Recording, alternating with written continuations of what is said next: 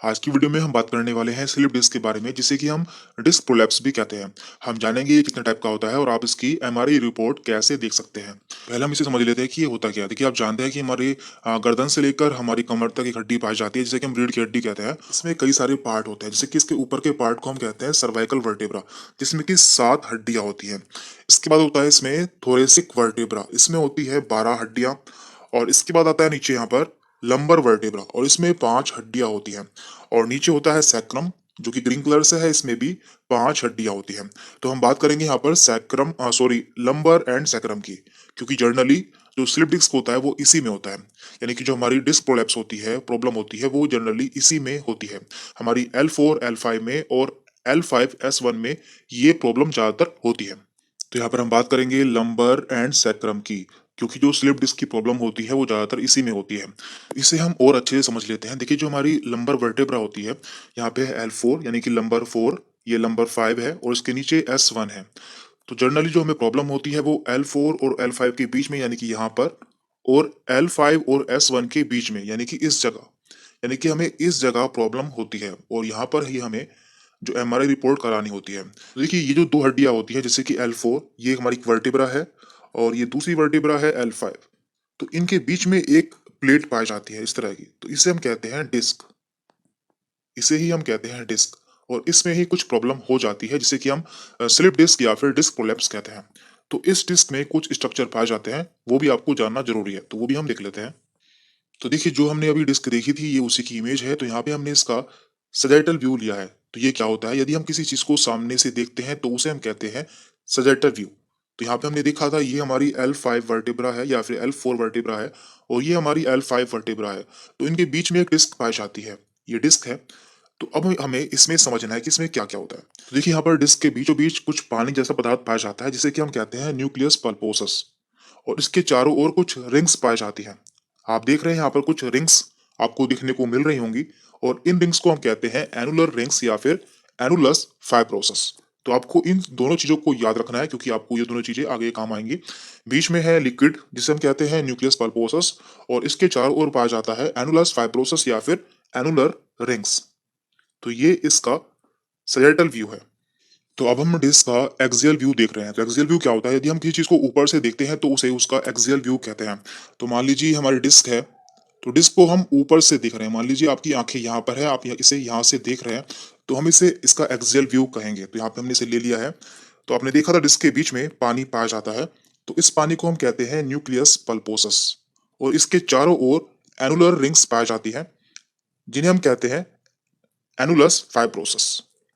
और देखिए, इसके पीछे यहाँ पर स्पाइनल कॉर्ड होती है, जो कि हमारी ब्रेन से हमारी वर्टिब्रल कॉलम में रन करती है। तो देखिए, इसमें क्या क्या प्रॉब्लम होती है वो एक बार हम समझ लेते हैं। देखिए, यहाँ पर देख रहे हैं जो एनुलर रिंग्स होती हैं, या तो ये कट जाती हैं, यानी कि इनमें यहाँ पर टीयर हो जाता है, जिसके कारण हमारा ये पानी बाहर निकल सकता है। तो ये कितने टाइप का होता है, हम इसे समझ लेते हैं। अब हम जान लेते हैं कि स्लिप डिस्क कितने टाइप की होती है। तो देखिए, जनरली ये 4 टाइप की होती है। पहली है यहाँ पर एनुलर टीयर या फिर डीजेनरेटिव डिस्क। इसमें क्या होता है, जो हमारी एनुलर रिंग्स होती हैं वो कट जाती हैं। तो अभी हम आपको इसकी इमेज भी दिखाएंगे। दूसरा है यहाँ पर प्रोट्रूजन या फिर डिस्क बल्जिंग। थर्ड है एक्सट्रूजन या फिर हर्निएशन। एंड फोर्थ है यहाँ पर सिक्वेस्ट्रेशन। तो आपको ये सभी नाम याद रखने हैं, क्योंकि आपको एमआरआई रिपोर्ट में यही नाम देखने को मिलेंगे। तो आपको इन दोनों का मतलब एक ही होता है, तो आपको इस तरह से ये याद रखने हैं। ये हमारा फर्स्ट टाइप था एनुलर टीयर। इसमें क्या होता है, जो हमारी ये रिंग्स होती हैं चारों तरफ, ये कट जाती है। मान लीजिए यहाँ से कट जाती है, या फिर यहाँ से कट जाती है, और ये 70 to 80% आपको यही देखने को मिलता है। ये बहुत ही कॉमन होती है और ये जल्दी ही ठीक हो जाती है। इसके बाद सेकंड था डिस्क बल्ज। इसमें क्या होता है, डिस्क बल्ज में क्या होता है, जो हमारी बाहर की लेयर होती है, ये नहीं कटती है, बल्कि जो अंदर की लेयर होती है ये कट जाती है, जिससे हमारा जो लिक्विड होता है ये बाहर आ जाता है। और इस तरह से ये यहाँ पर एक बल्ज बना लेता है। जो बाहर की लेयर होती है वो इस तरह से इसके ऊपर आ जाती है, और ये अंदर का लिक्विड जो होता है वो इस जगह आ जाता है। तो इसे हम कहते हैं डिस्क बल्ज।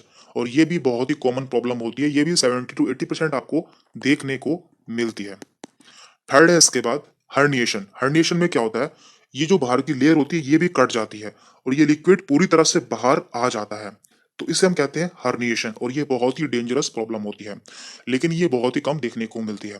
तो अब हम इन सभी टाइप को समझ लेते हैं। तो यहाँ पर पहला टाइप था डीजेनरेटिव डिस्क या फिर एनुलर टीयर। इसमें क्या होता है, जो हमारी डिस्क होती है उसके बाहर आपने देखा था एनुलर रिंग्स पाई जाती हैं, तो वो बाहर से कट जाती हैं, लेकिन जो इसके अंदर का पानी होता है या फिर लिक्विड होता है उस पर कोई भी प्रभाव नहीं होता है, वो अपनी जगह पर बना रहता है। तो इसे हम कहते हैं डीजेनरेटिव डिस्क।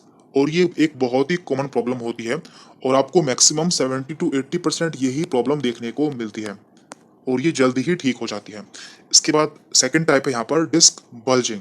इसमें क्या होता है, देखिए इसमें जो आपकी लेयर्स होती हैं वो तो कट जाती हैं, लेकिन साथ में आपका लिक्विड भी बाहर निकल जाता है, लेकिन इसके बाहर की लेयर नहीं कटती है, जिसके कारण जो लिक्विड होता है वो एक बल्ज बना लेता है कुछ इस तरह से। तो इसे हम कहते हैं डिस्क बल्जिंग। ये भी एक बहुत ही कॉमन प्रॉब्लम होती है और ये भी आपको 60 से 70% देखने को मिलती है। थर्ड है यहाँ पर हर्निएटेड डिस्क। इसमें क्या होता है, देखिए एक डेंजरस कंडीशन होती है, इसमें जो आपका लिक्विड होता है वो भी बाहर निकल जाता है, क्योंकि जो आपकी ऊपर की लेयर होती है वो भी कट जाती है। तो ये एक डेंजरस कंडीशन होती है, लेकिन ये आपको कम देखने को मिलती है। तो देखिए ये है डिस्क बल्जिंग। डिस्क बल्जिंग जिसे कि हम प्रोट्रूजन भी कहते हैं, इसमें आपका लिक्विड बाहर नहीं निकलता है, बस एक बल्ज बना लेता है। ये है एक्सट्रूशन या फिर हर्निएशन, इसमें आपका लिक्विड बाहर निकल जाता है। और लास्ट है यहाँ पर सिक्वेस्ट्रेशन। इसमें आपका लिक्विड पूरी तरह से बाहर निकल जाता है और बाहर फैल भी जाता है, और ये एक बहुत ही डेंजरस कंडीशन होती है, इसमें सर्जरी करनी पड़ती है। एक बार हम आपको दोबारा बता देते हैं। देखिए पहला टाइप था डीजनरेशन या फिर एनुलर टीयर। इसमें आपकी जो बाहर की लेयर होती है वो कट जाती है, लेकिन जो पानी होता है उस पर कोई भी प्रभाव नहीं होता है। दूसरी थी यहाँ पर प्रोलैप्स या फिर बल्जिंग। इसमें क्या होता है, जो आपका पानी होता है वो बाहर तक आ जाता है, लेकिन वो बाहर नहीं निकलता है, क्योंकि जो आपकी ऊपर की लेयर होती है वो नहीं कटती है। और ये दोनों बहुत कॉमन है, आपको 70 to 80% यही प्रॉब्लम देखने को मिलती है। थर्ड है यहाँ पर हर्निएशन। इसमें आपका पानी बाहर निकल जाता है, क्योंकि जो आपकी ऊपर की लेयर होती है वो कट जाती है। एंड फोर्थ है यहाँ पर सिक्वेस्ट्रेशन। इसमें आपका पानी बाहर निकलकर फैल जाता है। ये एक बहुत ही डेंजरस कंडीशन होती है। तो यहाँ पर हमारे सामने एक एमआरआई रिपोर्ट है, इसे हम देख लेते हैं। यहाँ पर इंप्रेशन में दिया हुआ है number 1 diffuse disc bulge at L4 L5 level. तो यहाँ पर L4 L5 लेवल पर एक डिस्क बल्ज देखने को मिला है। तो ये क्या होता है, जो पानी है वो बाहर तक आ चुका है, लेकिन पूरी तरह से बाहर नहीं निकला है, क्योंकि इसकी आउटर कवरिंग में कोई कट नहीं हुआ है। और यहाँ पे दिया हुआ है इंटेंडिंग थिकल सैक। ये थिकल सैक पर प्रेशर डाल रहा है and mildly narrowing bilateral neural foramina. और जो इसकी न्यूरल फोरेमिना है वो नैरो हो चुकी है। इसके बाद यहाँ पे दिया है diffuse disc bulge at L5S1 level. और सेम कंडीशन इसमें L5 और S1 पर भी देखने को मिल रही है, और साथ में यही कंडीशन भी देखने को मिल रही है।